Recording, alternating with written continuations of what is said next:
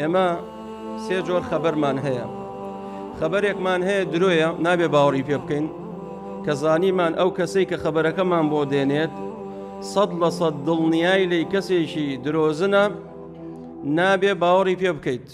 ئەگە باوەڕی پێ بکەیت تاوانباری. دووەم خەبەری دووەممان هەیە کەسەکە ڕاستگۆیە 100% ئەزانی ڕاستگۆیە قسەکەی وایە دەبێ باوەڕی پێ بکەیت ئەو خەبەرەمان پێ قبوڵە.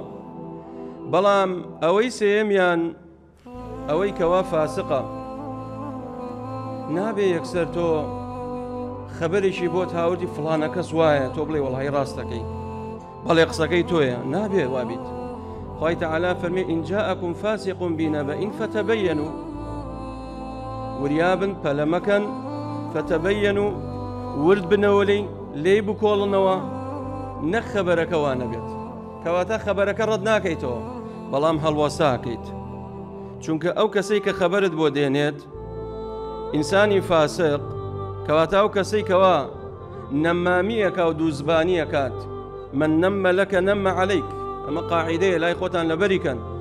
هەر کەسێک قسەی بۆت هێنا قسەی تۆشە با بۆ بەرامبەرەکەت.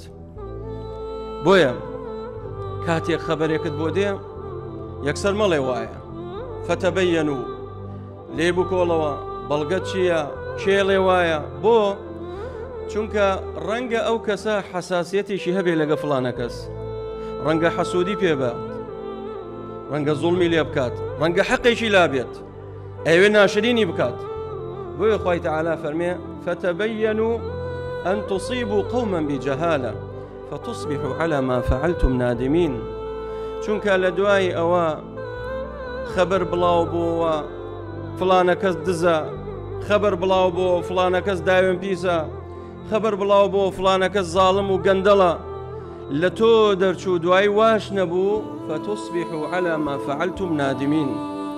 دوای ئەوە پەشیمانە بنەوە ئەوجا دەبێ بڕۆی داوای لێبوردنی لێ بکەیت. بەڵام کورد دەڵێ لە دوای باران فەرەنجیم بۆ چییە؟ بەڵام چی ئیسفادێ هەیە کە تۆ داوای لێبوردنی لێ بکەیت؟